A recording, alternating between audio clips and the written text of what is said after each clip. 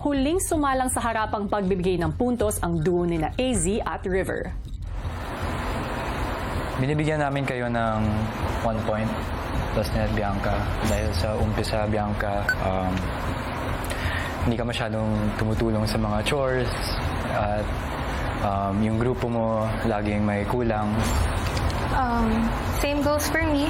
We gave you 1 point because I've noticed there were times na Bianca wasn't always present during washing the dishes nung first few weeks. But I'm happy to see you active again, to see you doing many chores. I'm happy to see you improve.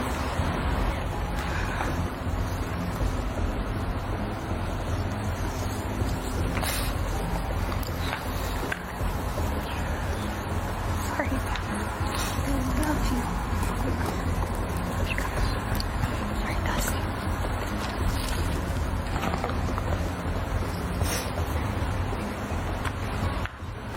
Binibigyan namin kayo ng 3 points, Shuvi and Atik lang, dahil sa mga misunderstandings at mga away na nangyari in the past, in the early parts of the season. Pero after that, throughout the season, mas nakilala ko pa kayo at mas na-understand namin kung saan kayo nanggagaling at kung sino talaga kayo. Truly sorry. We gave you 3 points because nung unang pasok mo, you mentioned a lot about the outside world to many of us here, and which is against the rules of this house. But we're happy to see that you learned and hindi mo na siya nagagawa.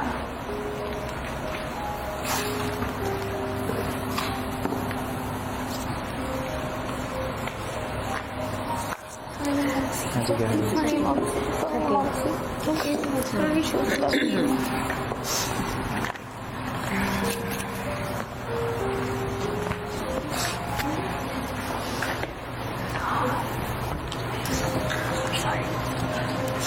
Ilang saglit pa ay ibinigay na ni Kuya ang formal na anunsyo.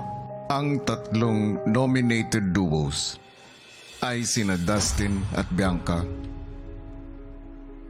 AZ at River, at Shuvi and Clarice.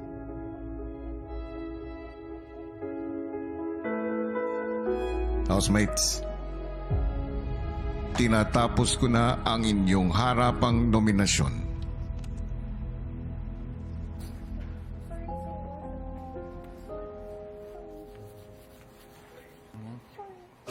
I'm sorry.